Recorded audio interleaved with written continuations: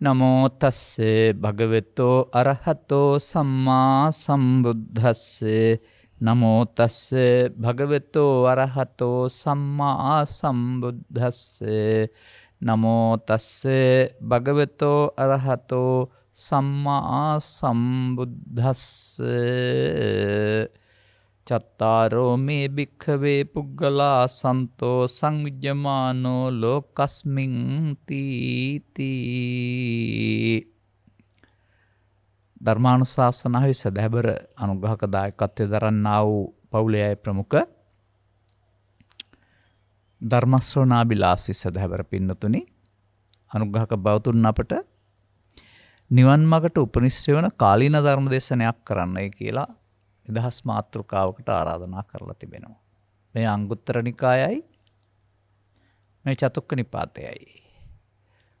මා විසින් මේ කියන ලද පාඨය ඔබ සමහර විට 20-30 වතාවක් 100 වතාවක් විතර අහලා තියෙන්න පුළුවනි. මන්දයත් මේ චතුක්ක කියන එකේ තේරුම 4 කොටස් කියන එක. එබැවින් ඒ කියු පවණින් හැම දේශනාවක්ම එකක් එහෙම වෙන්නේ නැහැ. ඒ මුල් පාඨයේ සමාන වුණාට එතනින් එහා පැත්තට මේ පුද්ගල ભેදනේ බෙදීම විවිධාකාරයෙන් විචිත්‍රාකාරයෙන් ලෝපවතින ආකාරයන්ගෙන් තථාගතයන් වහන්සේ විවරණය කරලා උන්වහන්සේ පෙන්වන තැන වෙනම පෙන්නනවා. අනේ උන්වහන්සේ පෙන්වන තැනට එන්නට මේ අනිත් අය ඉන්න තැන්වල පවතින පිටින් පෙනෙන සාර්ථකත්වයක් තිබුණාට ඇතුළතින් එහි සාර්ථකත්වයක් නැති බව, අදාළ තැනට නොපැමිණි අය බව තේරුම් ගන්න වෙනවා. අපිත් එහෙනම් මේ ලබාගත් කාලය තුළ පුංචි කාලයල් ටිකක් අරගෙන ඒ ප්‍රමාණවත් නැති චරිත විග්‍රහ කරලා බලමු. ඒ අතීතයේ සිටපු පුද්ගලගේ චරිතයක් නෙවෙයි, පොදුවේ වර්තමාන සමාජයේත් තිබෙන චරිත. එතකොට ඔවුන්ට එතනින් එහාට නොපෙනෙන දෙයක් පිළිබඳව තථාගතයන් වහන්සේ වදාරලා තිබෙනවා. ඒ නොපෙනෙනවා කියන්නේ දැසට නොපෙනෙනවා නෙවෙයි. ඔවුන් එයින් සෑහීමට පත්වී ඇති බැවින්, එහෙම ප්‍රමාණවත් කියලා සිතන බැවින්, එතනින් එහාට ලෝකයක් ඔවුන්ට නැති බැවින්. එක්තරා විදිහකට මේවා මම දකින්නේ බාධක ධර්ම, නීවරණ ධර්ම. නොසේනම් පුද්ගලයෙක් නැති වුණත් මායාව විසින් නටවන ලද උගුල් වලට අහු වුණ චරිත වශයෙන්.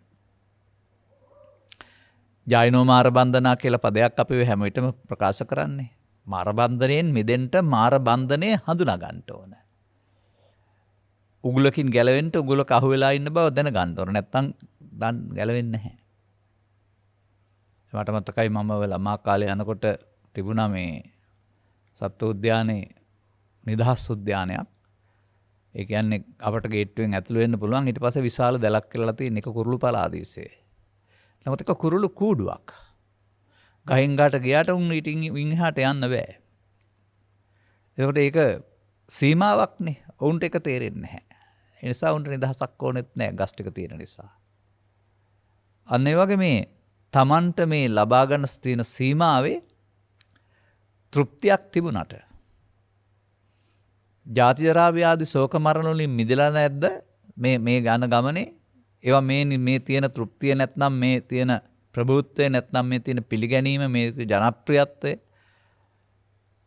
සාමාන්‍යයෙන් තවත් විදිහකට ප්‍රේක්ෂක ආදරය හැමදාම තිබෙන්නේ නැහැ. ඒවා සියල්ල මුලින් තිබුණ අයට පසුව නැහැ, පසුව වෙනත් අය වවුරුම කරගන්නවා. නමුත් මේ තිබුණ අය හුදකලා වෙලා, අසරණ වෙලා, තනි වෙලා, පාළුවටපත් වෙලා ජීවිත ගත කරන බවට අනතුරුව පුවත්පත්වල වාර්තා ලැබෙනවා. ඒ කතාව තමයි මේ තියෙන්නේ. අපි බලමු. කතමේ චත්තාරෝ, කවුද මේ 4 දෙනා? මේ 4 දෙනාට ඔක්කොම ලෝකේ අයිති දැන්. අන්න එහෙමයි. මේ 4 දෙනාගේ ඇතුලේ ඉන්න ඕන ඔබ. බලමු අපි. රූපප්පමානෝ රූපප්පසන්නෝ, පළවෙනි පුද්ගලයා. එතකොට ඔන්න පැහැදිලි කරලා තියෙනවා එක කරුණක්. රූපයෙන් සෑහීමටපත් වෙන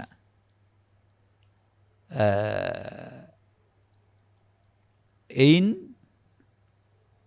නැත්නම් රූපය කෙරෙහි පැහැදුන පුද්ගලයා.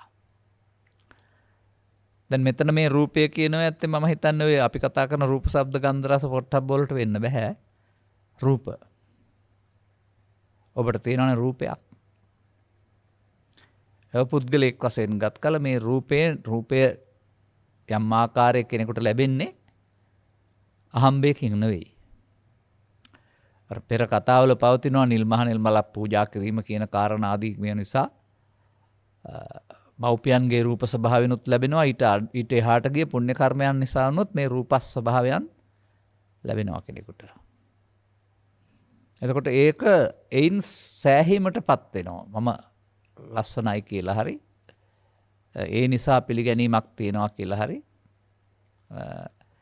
පැහැදෙනවා.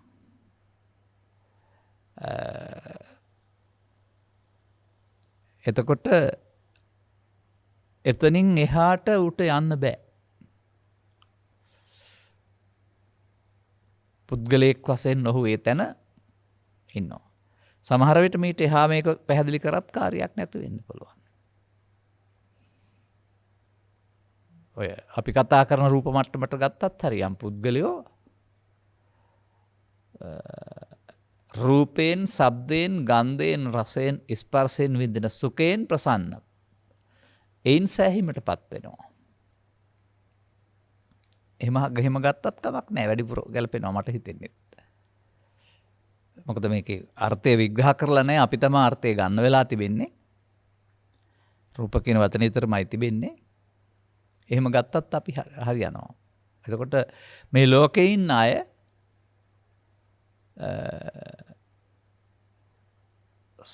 සුන්දරත්වයෙන් යුක්ත ප්‍රියංකර යම් කිසි රූප සම්පත්තියක් තිබෙනවා නම් ඒයින් සතුටටපත් වෙනවා.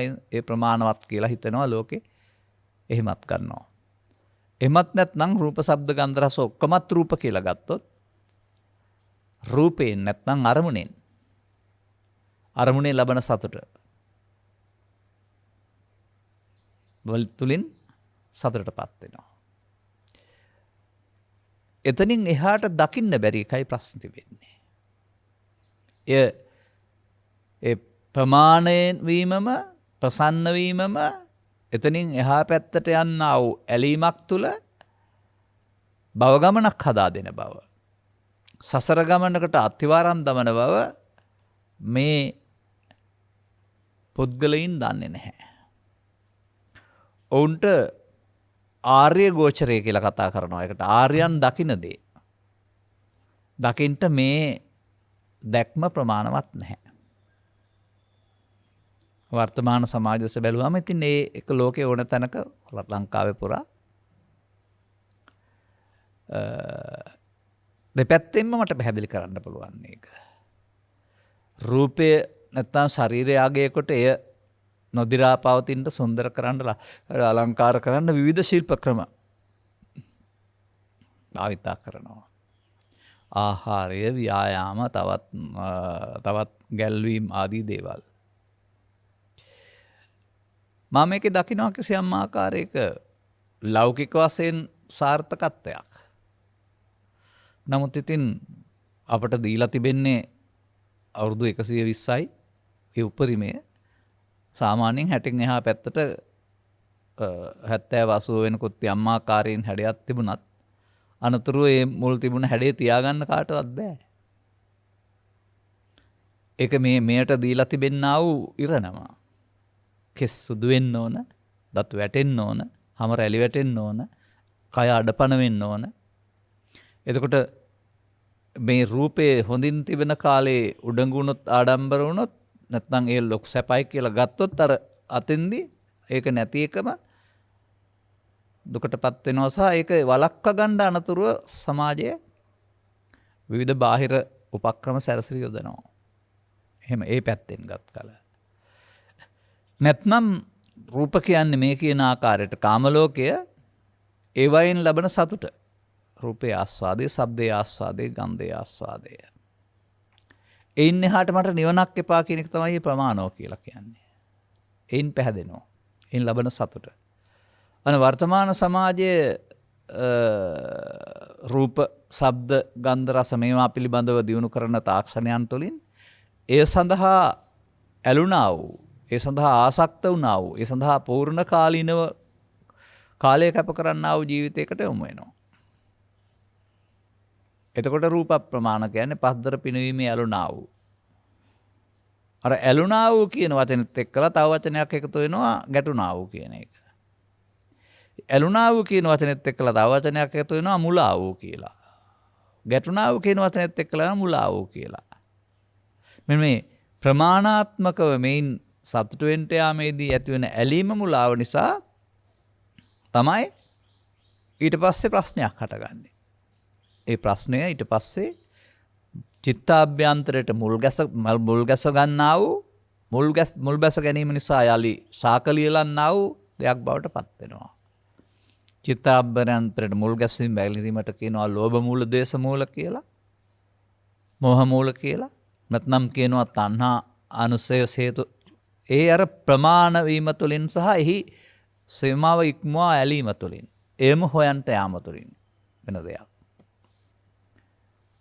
දැන් එයාට ඒක හොයන්න අදාළ අධ්‍යාත්මික ආයතනකුත් හැදෙනවා බාහිර වශයෙන් මේක හොයාගත්තාම ඒ අනුව ජීවිතෙන් එහා පැත්තටත් යන්න පාරකුත් ඔහු අදා ගන්නවා.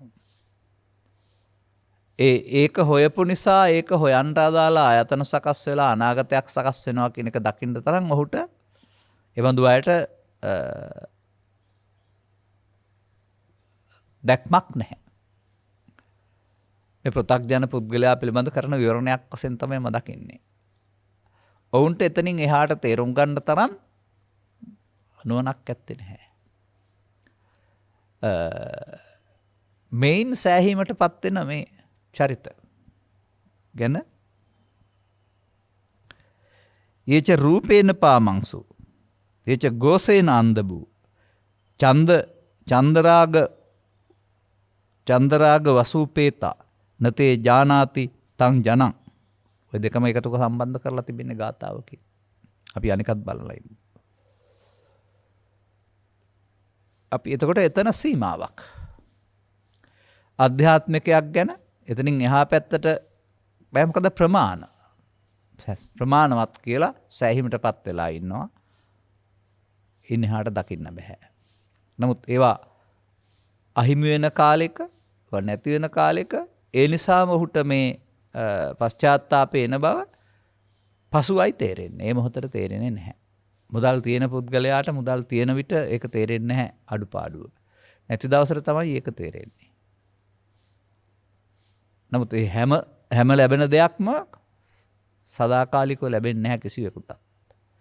ඒ පිළිබඳව තේරුම් ගත්ත ශේස්ත්‍රවල ඉන්න අය ඒ පිළිබඳව හිතාමතා පසුකාලීනව ජීවත් වීමට අදාළ මාර්ගත් සකසා ගත්ත අය අනුන්ට අතපාන්න නැතුව එහෙම නැත්නම් ඒ රූපේ දි รา යාමේදී අවශ්‍ය වෛද්‍ය ප්‍රතිකාර ලැබමින් හෝ ජීවිතය ගැටකසා ගන්නවා. අනිත් අයට ඊට දුකසේ ජීවත් වෙන්න සිද්ධ වෙනවා රට තුළ බැලුවමත් අපි දකිනවා. එනිසා ඒක සාර්ථක ප්‍රමාණ කිරීමක් නොවේයි කියලා තමයි. මොකද තව එහාට යන්න තියෙනවා මේකේ. මට මතකයි ඔය රුක්මිණී දේවිය වැනි ගායිකාවක් රූපෙට නොකරනු ආසා කියලා ගීතයකුත් ගායනා කරලා තිබෙනවා. එහෙම නැත්නම් අපි රූපං ජීරති මච්ඡානං කියන පදයකුත් පාළියේ තිබෙනවා. ඒවට සවන් දුන්නම මිනිස්සත් බව ලබා තිබෙන්නේ ඔතනින් සෑහෙන්න නෙවෙයි මිනිසාට දීලා තිබෙන සිත උදව් කරගෙන තව එහාට දකින්න කියන එක තමයි අපි තේරුම් ගන්න ඕන. දෙවෙනි එකට යනවා අපි. ගෝසප්පමානෝ ගෝසපසන්නෝ. ඒ මොකද්ද? අන්න දැන් තමයි අපට අර ගෝසය කියන්නේ ශබ්දය කියන එක. පරතෝ ഘോഷය කියන්නේ අන් අයට සවන් දීම කියන එක. එතකොට මේ සමාජය දිහා බැලුවම මේ ශබ්දය ආත්මය කොටගත්, ශබ්දය ජීවිතය කොටගත්, ශබ්දය රැකියාව කොටගත්, ශබ්දය ප්‍රකාශ කිරීම, ශබ්දය ඇසීම තෘප්තිය කොටගත් අය ඉන්නවා. එතකොට ශබ්දේ ප්‍රකාශ කරන අයට ගායක ගායිකාව කියනවා නැත්නම් වාදකයෝ කියලා කියනවා. නරඹන අයට ප්‍රේක්ෂකයෝ කියලා කියනවා. ඔවුන් එයින් ලොකු විශාල සැනසීමක් තෘප්තියක් ලබනවා. පමානෝ කියන්නේ ඒක තමයි නිවන කියලා හිතන එක. ඉන් එහාට සතුටක් ලෝකේ නැහැ කියලා. ඉන් එහාට සතුටක් ලෝකේ නැහැ කියලා. ඒක තමයි සාමාන්‍ය ලෝකයා කල්පනා කරන්නේ. ඔය කියන්නේ කාපල්ලා බීපල්ලා ජොලි කරපල්ලා හෙට මැරුණත් අද හිතට සැපයි අද ජොලි කරලා කියලා හදපු පදයක් පවා තිබෙන්නේ. නමුත් අතීත પરම්පරාව මේ දේවල් විඳලා මහලු වෙලා ලෙඩ වෙලා සන්තෝෂයෙන්ද පරලෝකීය පෘථග්ජන භාවය තුළ පරලෝකීය පවෙන්ද පිනින්ද ඒ ඉරණමනියද අනිත්‍යයට යන්න වෙන්නේ කියලා දකින්න පුළුවන් නම් අර සිද්ධාර්ථ කුමාරයා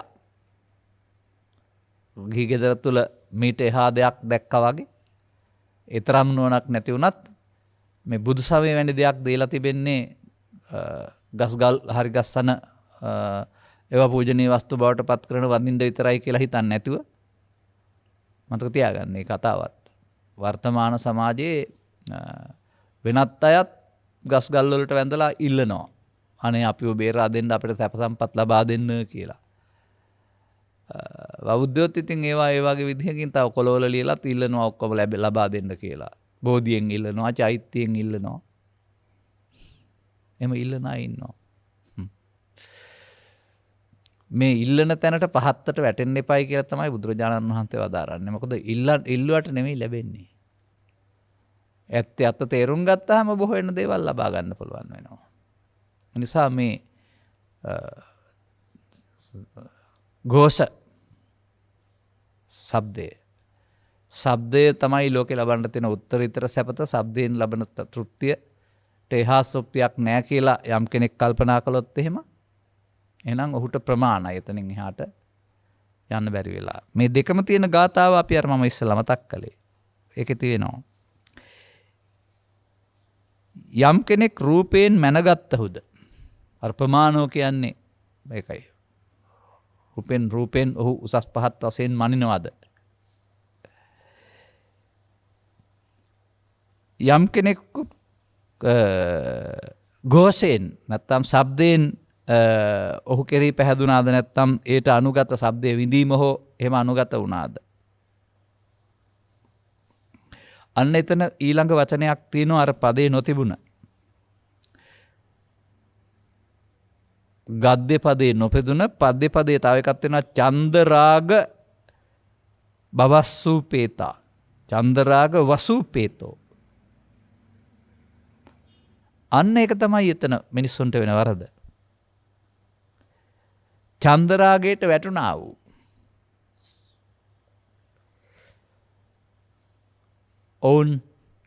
ඔවුන්ට එතනින් එහා පැත්තට දෙයක් විඳින ලෝකෝත්තර සුවිඳින ආර්ය පුද්ගලයින් කියලා පැත්තක් පිළිබඳව දකින්න නුවණ නැහැ. අර චන්දරාගය විසින් මොකද කරන්නේ? යමක් වසා දානවා විතරක් පමණක් නෙවෙයි බන්ධනයකුත් ඇති කරනවා. ඊට ඇලුන පුද්ගලයා යලි හොයන්න යනවා ඉස්සරහට. මේ සොයන්ට යාම තුළ කවදාවත් ඔවුන්ට ඉන්න එහාට සෑහීමටපත් වෙන්න බැරි නිමක් නැති ගමනකට. ලැබුණ ඕනෑම දෙයක් තුළ සෑහීමටපත් වෙන්නේ නැතුව රූප සම්පත් හරි ධන සම්පත් හරි මුදල් සම්පත් හරි මත්පැන් පානය හරි තව ලබන ආස්වාදයක් හරි ලැබුණ දෙයට එහා තව දෙයක් තියෙනවායි කියලා ලුහු බැඳීම තමයි ලෝකයා කරන්නේ. ඔන්න දැන් ඕක තමයි මරීචික උපමා මිරිඟුව පිටුපස්සේ යනවායි කියලා කියන්නේ. මිරිඟුව හැමදාම ඈතින් පේන්නේ. ළඟ නැහැ. ගියාම තව ටිකක් එහායි. යම් තැනකට ඔබ පැමුණුනහම මේ වයින් එතන නැහැ. තව එහා තියෙනවා. මේක ඔය විභාග තුල එහෙම නැත්නම් ධන සම්පත් තුල නිවාස උරු කර ගැනීම තුල තනතුරු උරුම කර ගැනීම තුල බලන්න මම නම් දැකලා තියෙනවා. මා තුලත් දැකලා තිබෙනවා. ඒ වගේම ලෝකයා තුලත් මම මේක දැකලා තිබෙනවා. කවදාවත් ලැබිච්ච දෙයින් සෑහීමටපත් වෙන්නේ නැතු ඊට එහා තැනකට යන්න පියමනින සහ ආරාන්දින සහ සිහිනමවන සහ මිරිඟුව පසුපස ලුහු බානවා. ඒක තමයි ඔවුන්ට එතන ඒවා පස්සේ යන්න ගියාපම බැරි වෙන දෙයක් තියෙනවායි කියලා තියෙනවා. ආර්ය භූමිය. ආර්ය භූමිය රූපයෙන් ශබ්දයෙන් ප්‍රමාණවත් කරන්නේ නැහනේ.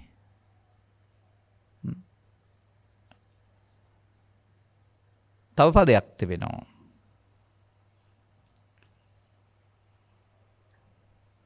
ලුකප්පමානෝ ලුකප්පසන්නෝ. ඔය පදේ සිංහලට ගත්තත් තේරුම් ගන්නට අමාරුයි. අපි ඒක සරල කරගනිමු. මේ අදත් එදත් ලෝකෙ තිබිච්ච දෙයක්. රුක්ෂ ප්‍රතිපදා.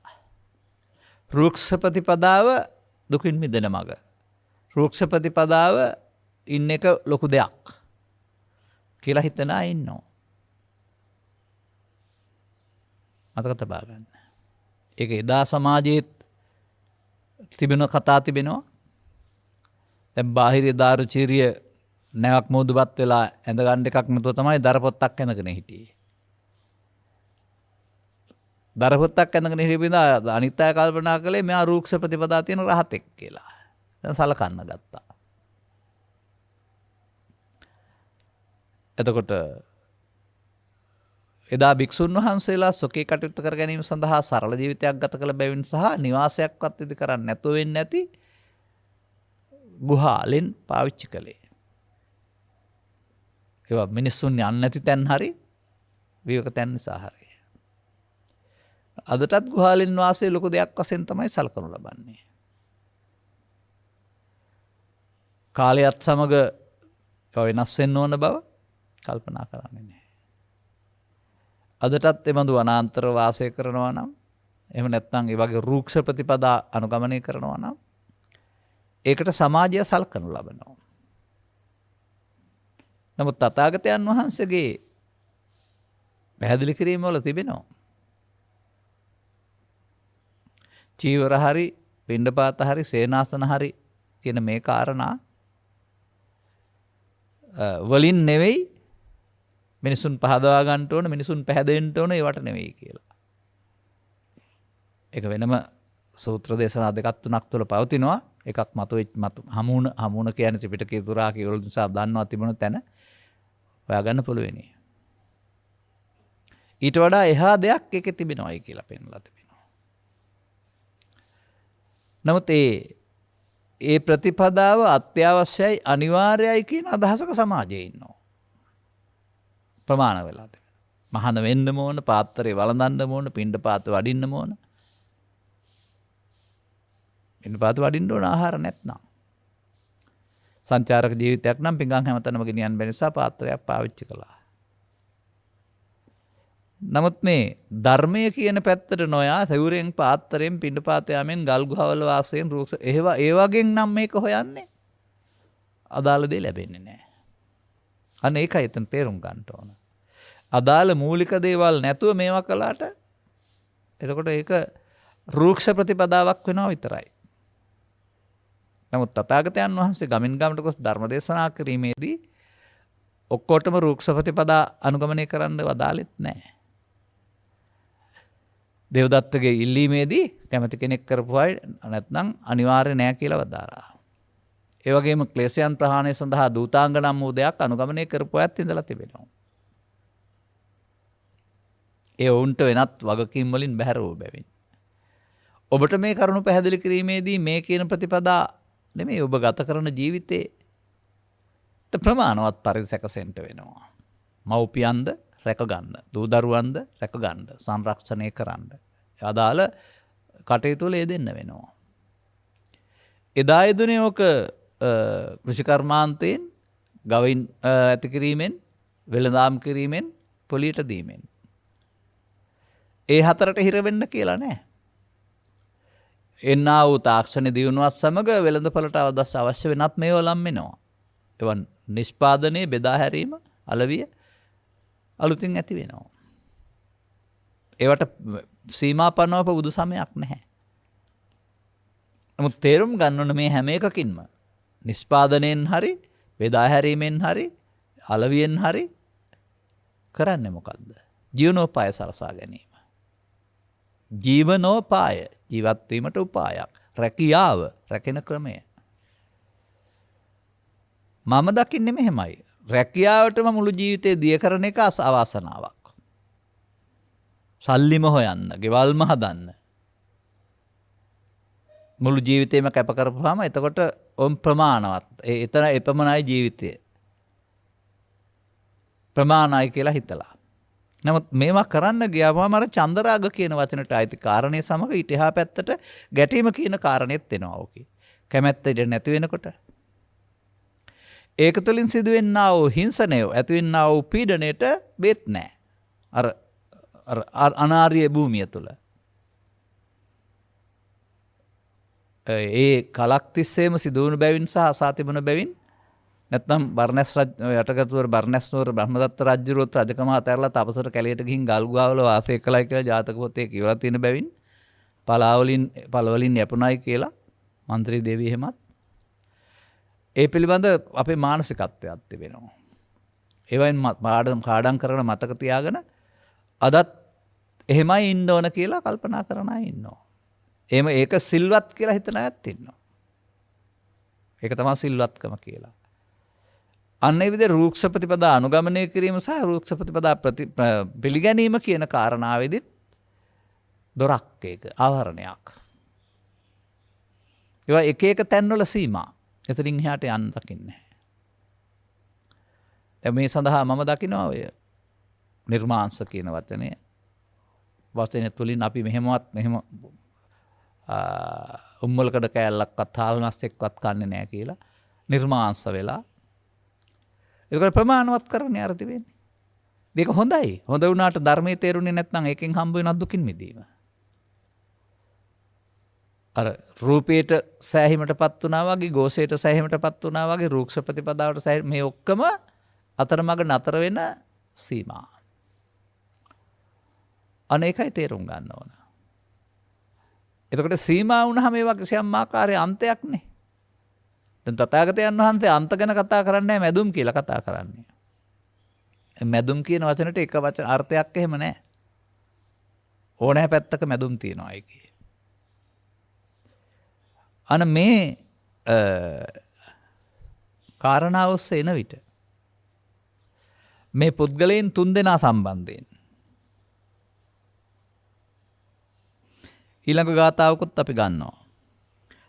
අජ්ජත්තං ච නජානාති බහිජ්ජාච නපස්සති සමන්තා වරණෝ බාලෝ සවේ ගෝසේන උච්චති. අන්න ඔය තියෙන්නේ. ඒ වැඩේ තුල දන්නේ නැති කාරණා ටිකක් තියෙනවා කියලා පේනවා. අධ්‍යාත්මිකය පිටපැත්තනේ ඔය තියෙන්නේ අධ්‍යාත්මික පැත්තක් පිළිබඳව තිබෙනා වූ ගුණ නැත්නම් අධ්‍යාත්මික පිළිබඳව ජානාති දන්නේ නැහැ. ඒ විතරක් නෙවෙයි. බාහිරය සහ අධ්‍යාත්මික එකතු කරලා ඇති කරන්නා වූ මේ උගුල පිළිබඳව තේරෙන්නෙත් නැහැ. බාහිරංචන පස්සති.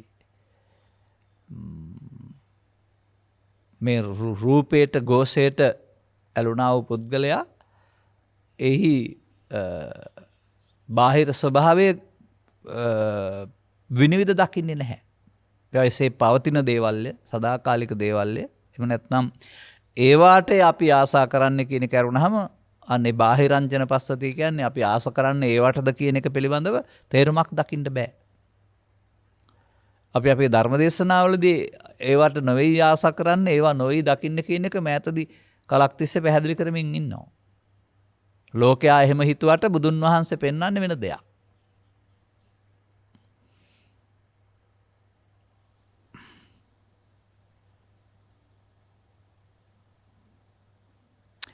අන්න ඊළඟ වචනේ ගන්න. සමන්තා වරණෝ බාලෝ. ඔන්න ඔක තමයි මම ඔය කිව්වේ. සමන්තා කිව්වහම වටපිට හාත්පස. හාත්පසින්ම වැසී ඇති අනුවන තැනැත්තා. ආවරණෝ කියන එකේ තේරුම අර ඒවා සැප සාන්ත දේවල් ලොකුම දේවල් වශයෙන් ගැනීම තුළ ඉන්නහාට යන්නට දැක්මක් නැති ආවරණය වුණා වූ අනුවන තැනැත්තා හෙවත් දුෂ්ප්‍රඥා හෙවත් ප්‍රතග්ජනයා. සමන්තා වරණෝ බාලෝ.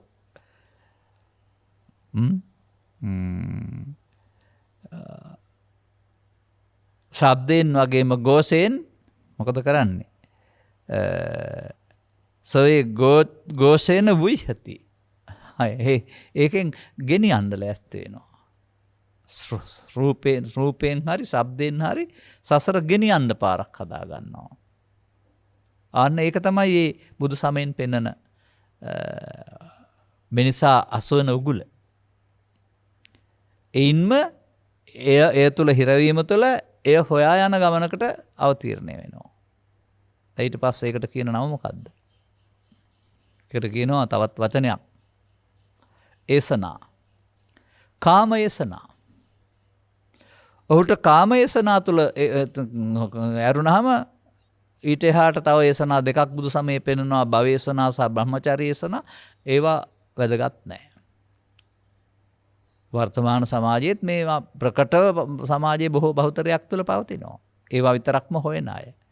මුළු කාලෙම මුළු ධනෙම මුළු ශ්‍රමයේම මුළු ජීවිතේම ඒවම සොයන්ට.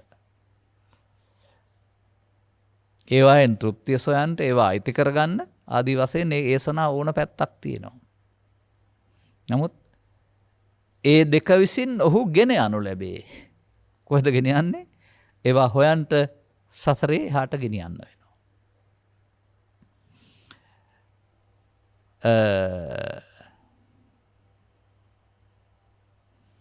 තුන්වෙනි ගාථාවකුත් ගන්නවා. අජ්ජන්තං ච නජානාති බහිජ්ජාච්ච විපස්සති බහිද්දා පලදස්සාවි සෝපි ගෝසේන විහති. අධ්‍යාත්මික ගුණේ නොදන්නේ හැබැයි බාහිර වශයෙන් යම් ආකාරයකට සංයමයක් සංවරයක් අපි කියමුකෝ ශික්ෂාපද සංවරය නැත්නම් ඔය විරති කියන වචනෙන් එහෙම පැත්තකුත් ඒවත් පුද්ගලයෙකුට තියෙනවා. ඒ වුණාට බාහිර සංයමයෙන් පාලනය වුණාට අර ආධ්‍යාත්මික ഘോഷය විසින් නොවුන් තව එහාට ගෙන යනවා. ශබ්දේනුත් ගෙන යනවා, ഘോഷේනුත් ගෙන යනවා. මෙතන ඊළඟ එකට ගාතාවක් නැහැ. නමුත් ඒකෙනුත් ගෙන යනවා. ඔය රූක්ෂ ප්‍රතිපදා සමහර සූත්‍රවල පිටු ගණන් විස්තර කරලා තිබෙනවා. ආසනයක් දුන්නාට ඉඳගන්නේ නැහැ. අදානිට ආරාධනා කළා ඉන්නේ නැහැ. පිළිගන්නුවට ගන්නෙ නැහැ. ගේකට යන්නේ නැහැ. සෙවණැල්ලක සෙවණකට යන්නේ නැහැ. ගලක් උඩ ඉන්නේ. අවු තැප ඉන්නේ. රූක්ෂ ප්‍රතිපදා අනුගමනය කරන්නේ. විවේක විස්තර ගොඩක් තියෙනවා. ඉන්දියානු සමාජයේ දා ඒවා කළපු බවට තථාගතයන් වහන්සේ කරුණ ඉදිරිපත් කරලා තිබෙනවා. අතකලමතාණි යෝගින්ගේ රූක්ෂ ප්‍රතිපදා. එහෙම කරලා ක්ලේශයන් බලෙන් යටපත් කරලා ලබාගත්තා වූ සංසුන් සමාධියක් තුළ ප්‍රමාණ වෙනවා. මේ තමයි ලබන්න තියෙන උත්තරීතර සැනසීම මේ දැන් මම ලබලා ඉන්නේ කියලා හිර වෙනවා. එයින් ගෙන යනවා. එයින් ගෙන යන්නේ කොහාටද? ධානයෙන් පරලොව යාම. මහන්සියේ තරමට නම් ප්‍රතිඵල තිබෙනවා සංසුන් සමාධියක ඉන්න පුළුවන් කලක්. නමුත් හමාර නැහැ. මන්දයත් මේ තුනේම බුදුන් වහන්සේ වදාළ වෙනත් පදයක් නැති එක තියෙනවා. අපටත් මේ ඔස්සේ එන විට මේවට තේරුණා නම් ඔබට ഘോഷේ ප්‍රමාණයි කියලා ජීවිතය වෙනුවෙන් කැප කරනවද? රූපේ ප්‍රමාණයි කියලා ඒ වෙනුවෙන් කැප කරනවද? රූක්ෂ ප්‍රතිපදාවත් තෝරාගෙන ඒ තුළ ලැබෙනා වූ ජනප්‍රියත්වය හෝ පිළිගැනීම තුළ හෝ නැත්නම් කෙලෙස් යටපත් වීම තුළ ලැබෙන සැනසීම ප්‍රමාණවත් කියලා හිතනවද? ආහාර අඩු කිරීමෙන් ශරීරය දුර්වල වෙනවා. වනාන්තරගත වී සිටීමෙන් බාහිරන්ට මුහුණ නොදීමෙන් ගැටීම නිසා චිත්තාභ්‍යන්තරයේ උපදින්න තියෙන කාරණා අඩු වෙනවා. ඒවා උපදිනකොට තමයි සිතේ කැළඹීම දුක හටගන්නේ. උපදින්න හේතු හමු වෙන්නේ නැතුවම කරදරයක් නැතුව ඉන්න පුළුවන්. මේකටමත් ප්‍රිය කරන අය වත්මන් සමාජයේ ඉන්නවා මා දන්නවා. ඔවුන්ට වැටහෙන්නේ නැහැ චිත්තාභ්‍යන්තරයේ මෝඩකම තියාගෙන ඒවා උපදින්න නොදී මේ මග ඇරලා ඉන්නේ කියලා. ආපහු සමාජයට මුහුණ දෙන්න බෑ ඒවා මතු වෙනවා. මොකද Taman හදාගෙනනේ ඔය තෙන්න ගිහින් තිබෙන්නේ. ඒක පාලනය කරන්නට මට මතකයි ඔය ඒ අක්ෂප්‍රේමතාලන ලෝගීන් තුල රූක්ෂ ප්‍රතිපදා ගෞමුත්‍ර පානය කිරීම. එහෙම නැත්නම් ආහාරයේ රසයට ගිජු වෙයි කියලා ආහාර ටික කලවම් කළකොට වතුර දාලා දිය රහ කරගෙන ආහාර ගන්න එක. එහෙම තිබිලා තියෙනවා. ඒ බාහිරෙන් තමයි අර ඔක්කොම වළක්වන්න හදන්නේ. නමුත් බුදුන් වහන්සේ වදාරන්නේ ඒවා වෙනස් කරන්න නෙමෙයි. අභ්‍යන්තරයෙන් Taman ළඟ එන්නා වූ කාරණාව. ඒක ලෝකේ තියෙන දෙයක් නෙවෙයි Taman හදාගත්ත දෙයක්. අර චන්දරාග කියන පැත්තට අයිති Taman හදාගත්ත මුලාවක් බව ඔය ශබ්ද ප්‍රමාණේ, ගෝස ප්‍රමාණේ, රූක්ෂ ප්‍රතිපදා ප්‍රමාණේ උගන්වන්නේ නැහැ. අදටත් ඔය මං වල ගිය පුද්ගලයෝ බොහෝ දුර ගොස් අතරමංව තමයි.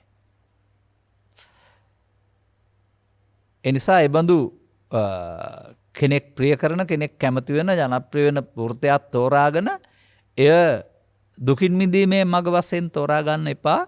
තථාගතවරුන්ට සවන් දී මේ කරුණ තේරුම් ගන්නේ නැතුව. ඔන්න දැන් අපි ඒ කරුණ තුනට සෑහෙන කාලයක් ඉදිරිපත් කළා. තව එකක් තිබෙනවා. ඒක තමයි අපිට විස්තර කරන්න ඕන. ධම්මප්පමානෝ ධම්මප්පසන්නෝ. ඔන්න බුදු සසුනේ තියෙන එක.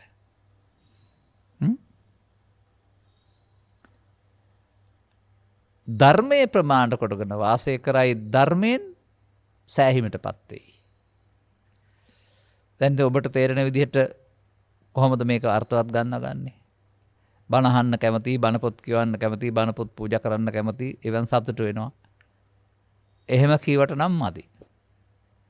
ඒක ධර්මයේ කියන්නේ බණ කතා වලට නැත්තම් පොතට කියලා හිතනවා. මොකද පහුගිය කාලවකවාන තුල ඔය ධර්මයේ කියන වචනේ පාවිච්චි කළේ වගේ කතන්දර අහනවාට. බ්‍රහ්මදත්ත රජුරුවන්ගේ ඉඳලා සිද්ධාර්ථ කුමාරයා හරහා දළදා වැඩමීම දක්වා ශ්‍රී මහ බෝධි රෝපණය දක්වා සංගායනා සිදු වෙච්ච ආකාරය නැත්නම් ශාසනය තුල සිදුවන අවුල් අහන්න පුළුවන්. සිදුවීම්. නමුත් තව ටිකක් එහායෙන් බැලුවොත් මේ සියල්ල ආйти වෙන්නේ රාජකථා, චෝර කතා, ගාම කතා වලට ආපහු. නොකල යුතු කතා කියන්නේ ඒවට. එතකොට ආйти වෙන්නේ බුදු සමයේ ධම්ම ප්‍රමාණ කියන කතාව අනුන් ගැන සෙවීමට වඩා තමන් ගැන සෙවීමට.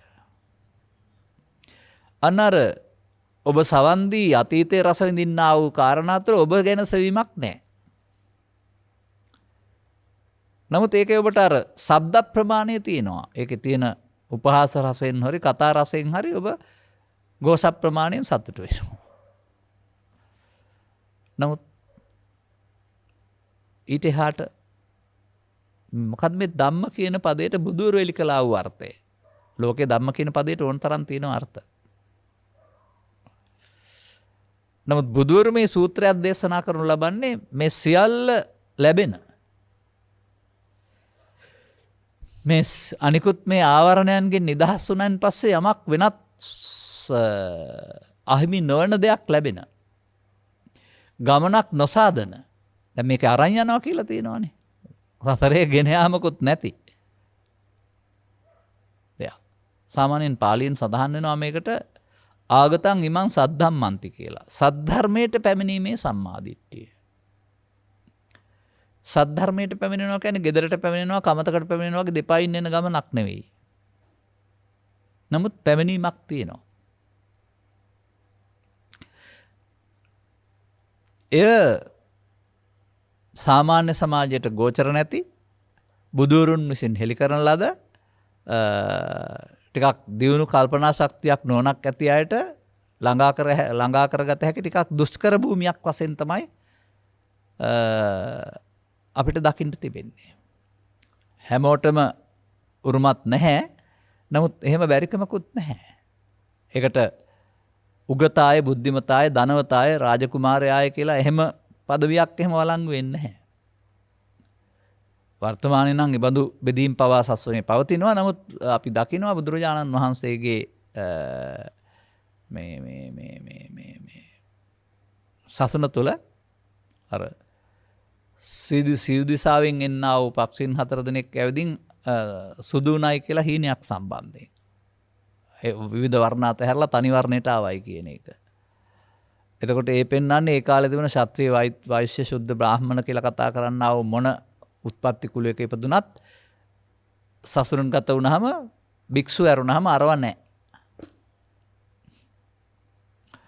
ඔය ඉතින් ඉස්සරහටත් පූර්වාදර්ශයක් කරගන්න පුළුවන් නම් හොඳයි.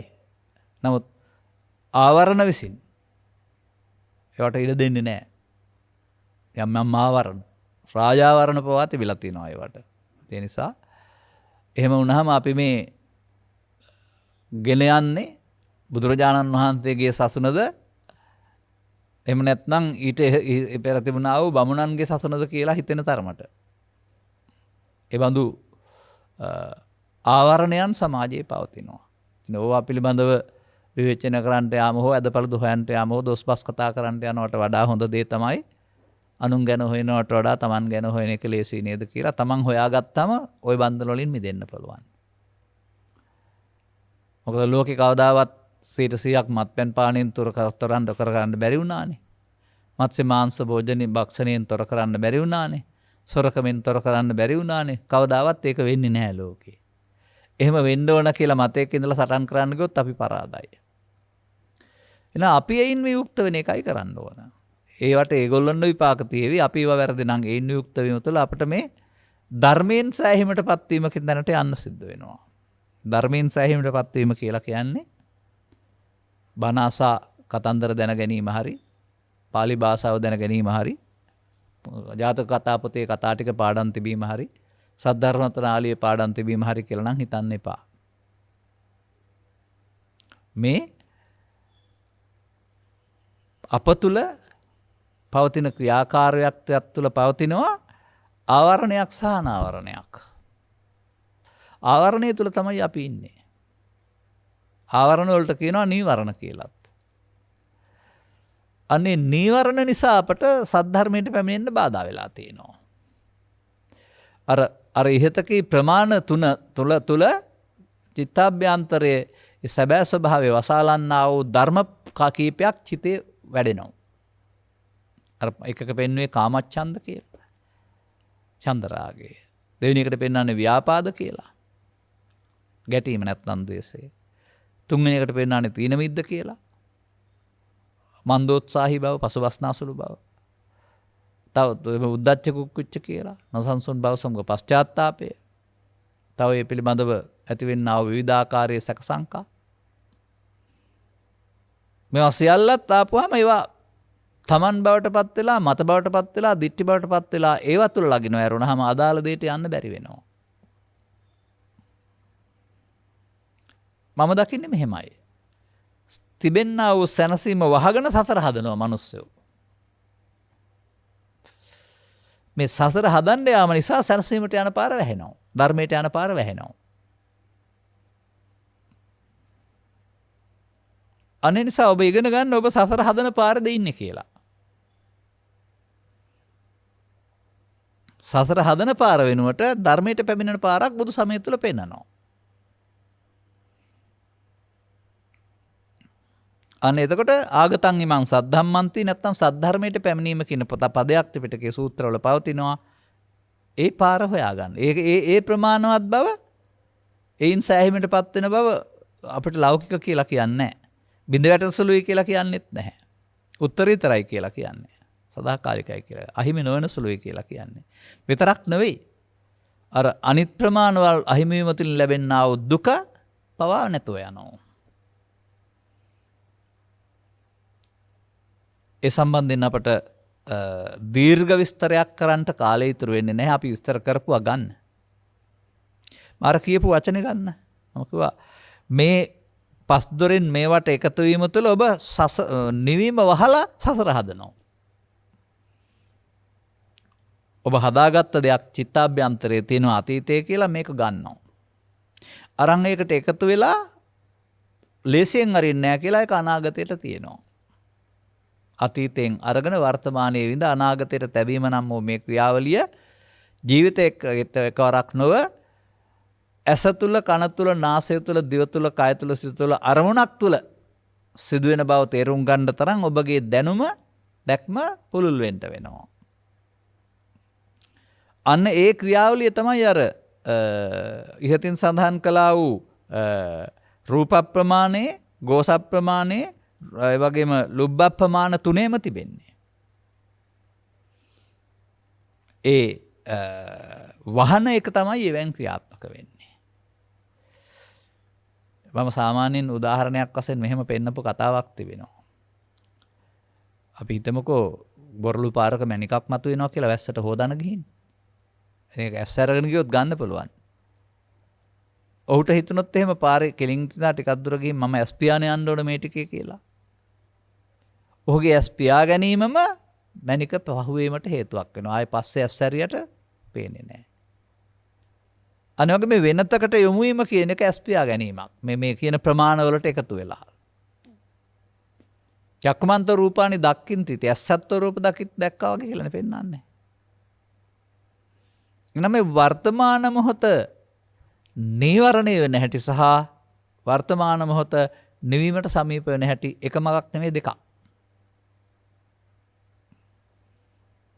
ඒ වර්තමාන මොහොත වසා ගැනීමෙන්ම ඔබ අතීතයෙන් අරන් වර්තමානයේ හරහා අනාගතයට තැබීම වියමන විදිහට, සසර වියමනක් විදිහට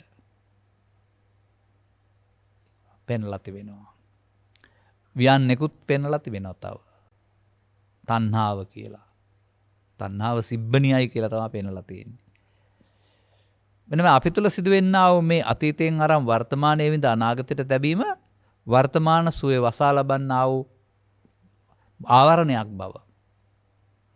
ඊට පස්සේ මේ සූත්‍ර දේශනාවල මම හැමදාම පෙන්වන පෙළ දහමකින් පෙන්ලා තිබෙනවා.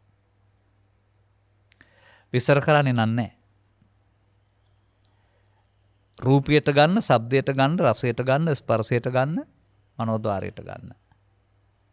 ලෝභයට ගන්න, ද්වේෂයට ගන්න, මෝහයට ගන්න, පවට ගන්න, පිනට ගන්න, ධානයට ගන්න. මොනවට ගත්තත් ඒ පෙළ.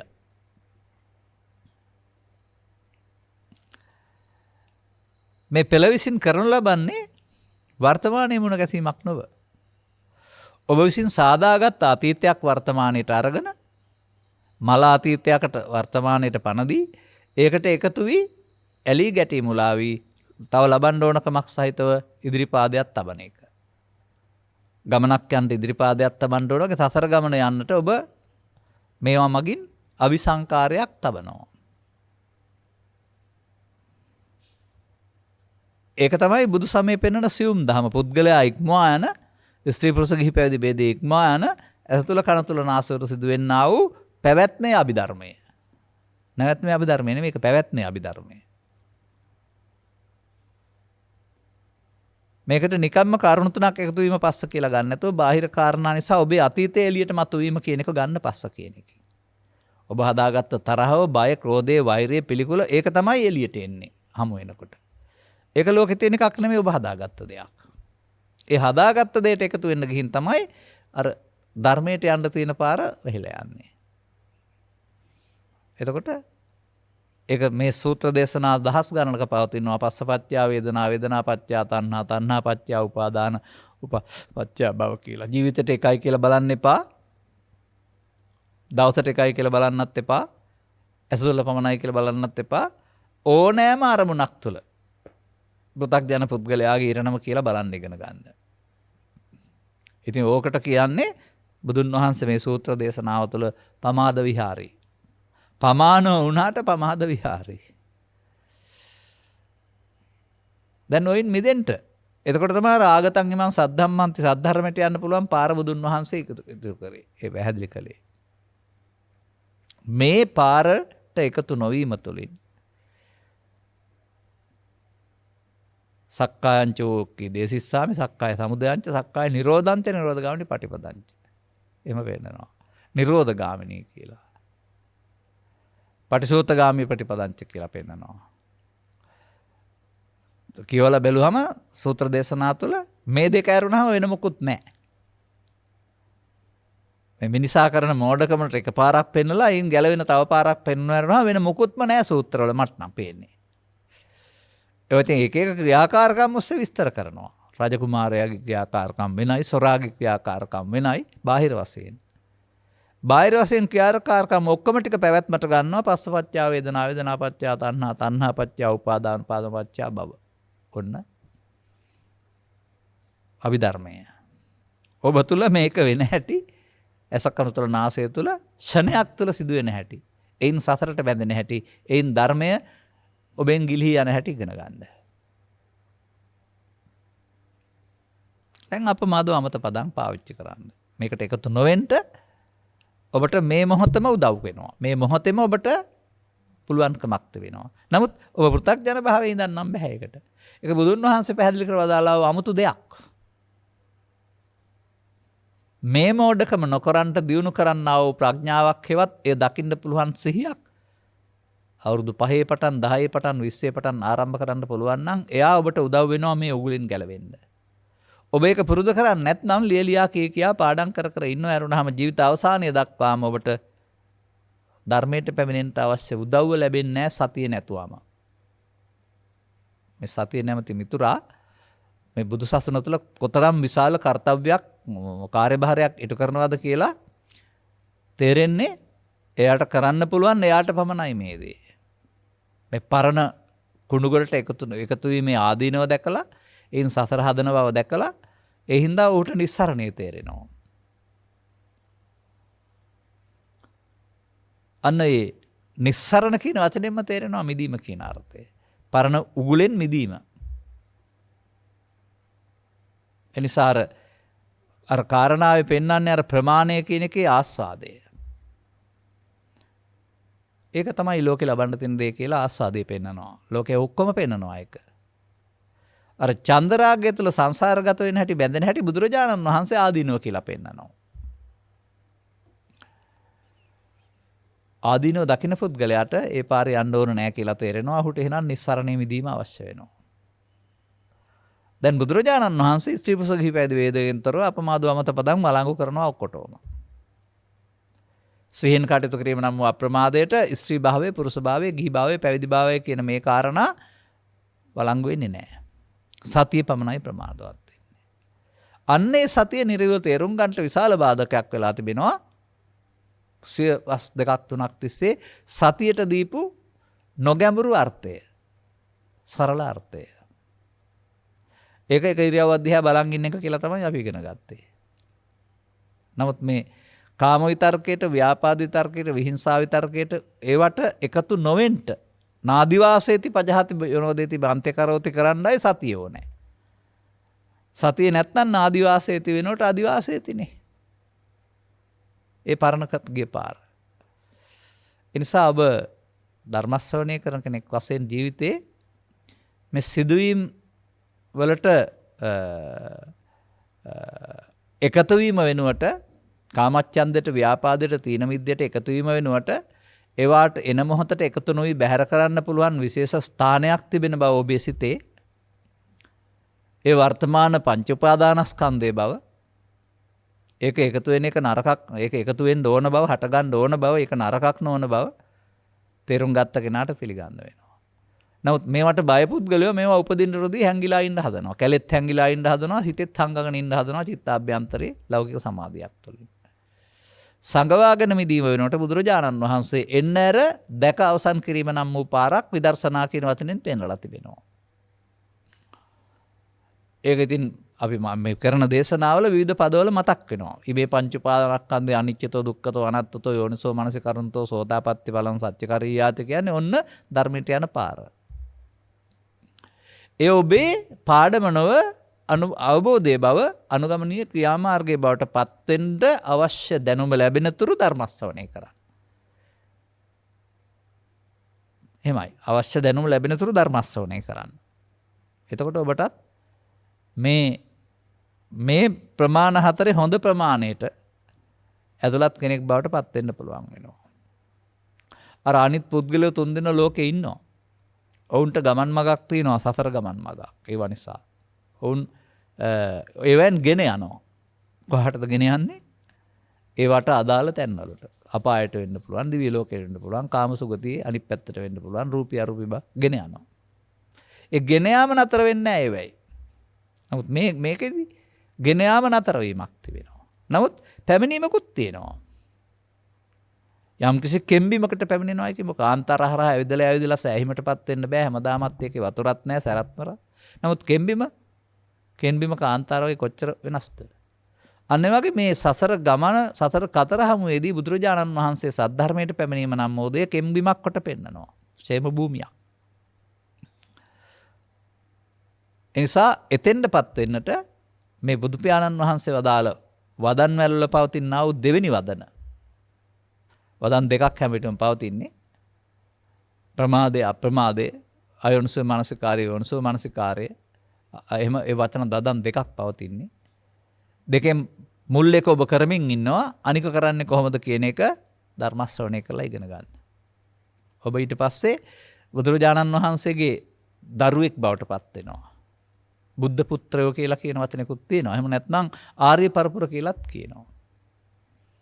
ආර්යයන්. භික්ෂු භික්ෂුණී උපාසක උපාසික කියන වචන හතර එදා භාවිතා කළේ සඳහා අද නම් ඒ නියෝජනය කරන ඒ පෘථග්ජනය සඳහා භාවිතා කරනවා. නමුත් අර තත්ත්වයට පත්වීම බුදු පුත්තු බුදුන්ගේ දරුවෝ බුදුන්ගේ දායාදයට උරුමකම් කියනවා. දැන් රාහුල කුමාරයා දායාදේ ඉල්ලපුවාම රජකම නෙමේ දීපු දායාදේ පැවිදි කරලා ධම්ම දායාදේ. අර ඔබටත් මේ බුදුරජාණන් වහන්සේ දෙන දායාදේ මේක තමයි.